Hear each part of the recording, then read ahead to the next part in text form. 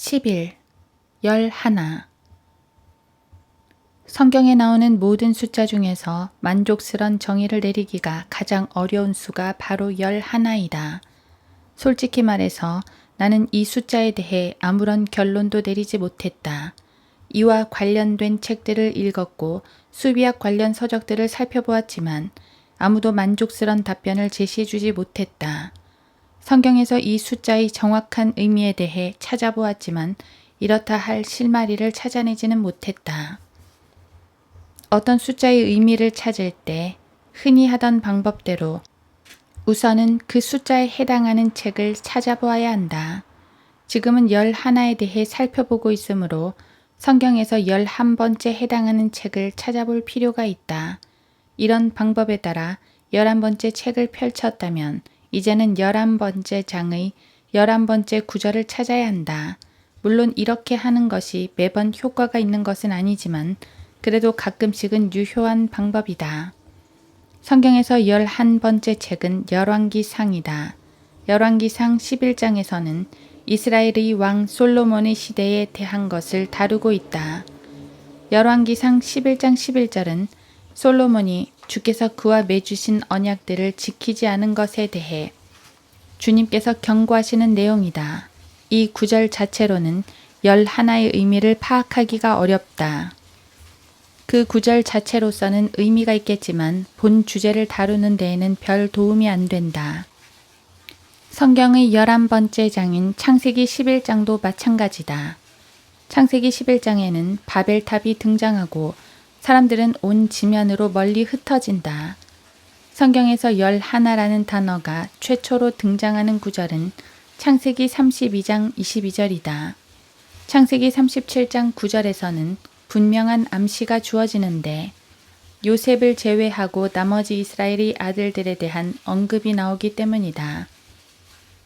신약에서도 11란 숫자가 등장하는데 마태복음 28장 16절에서는 11명의 제자들이, 마가복음 16장 14절에서는 11명이, 사도행전 1장 26절과 2장 14절에서는 11사도가 나온다. 이 구절들에서 11명은 유다를 제외한 사도들이다.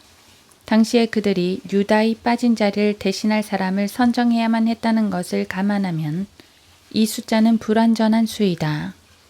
예수님께서는 마태복음 19장에서 12사도가 12보좌에 앉아서 이스라엘의 12지파를 심판할 것이라고 약속하셨다.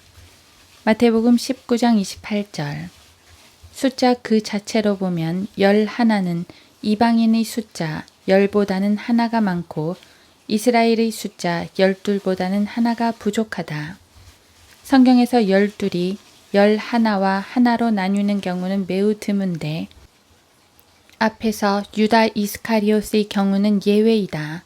보통의 경우에는 10과 2로 또는 6과 6으로 구분된다.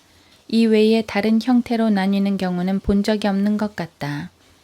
12이 등장하면 을에 6과 6으로 나뉘게 된다.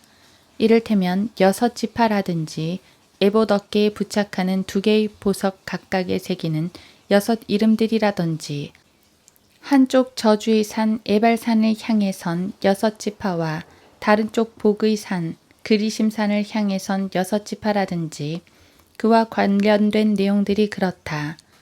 이스라엘의 12지파는 항상 10지파와 2지파로 나뉜다.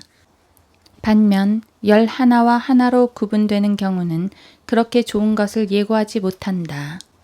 이는 유다 이스카리옷의 경우가 유일하다. 성경에서 그와 다른 형태로 구분되어 사용된 용례는 본 적이 없는 것 같다. 민수기와 신명기에서는 11번째 달이 상당히 많이 언급되고 있지만 거기에서 무슨 특별한 의미가 발견되는 것은 아니다. 마태복음 20장 6절에 나오는 제11시는 마지막 사건의 의미로 사용되고 있고 마태복음 20장 9절도 마찬가지다. 11란 숫자는 재앙이 일어나기 바로 직전의 어떤 것을 의미하는 것 같지만 그에 대한 정확한 의미를 찾아내기는 어렵다. 따라서 나는 이 숫자에 대한 정확한 의미를 모른다. 조합으로 그 의미를 추적해 볼 수도 있다. 우선 11은 열과 하나로 구성된다. 논쟁의 여지가 없이 열은 분명 이방인의 숫자이고 하나는 일치나 단일 또는 결합, 통합을 의미한다. 하지만 이 조합으로는 어떤 의미도 발견할 수 없다. 9과 둘의 조합으로도 생각해 볼 수 있다.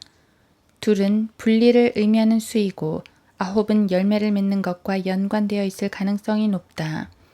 그러나 여기에서도 의미를 찾아내기가 어렵다. 이번에는 7과 넷으로 나누어 보자.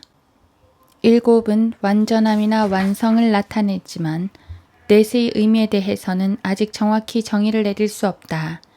5과 6의 조합도 생각해 보자. 6은 사람의 숫자이고 5은 죽음을 의미한다. 이렇게 보면 그다지 좋은 조합이라고 할 수 없다. 11는 좀처럼 그 의미를 추측할 수 없을 만큼 다크호스에 해당하는 숫자이다. 이 숫자는 대개 폭풍 전의 고요한 상태나 어떤 것이 파멸되기 직전의 마지막 시간을 의미한다.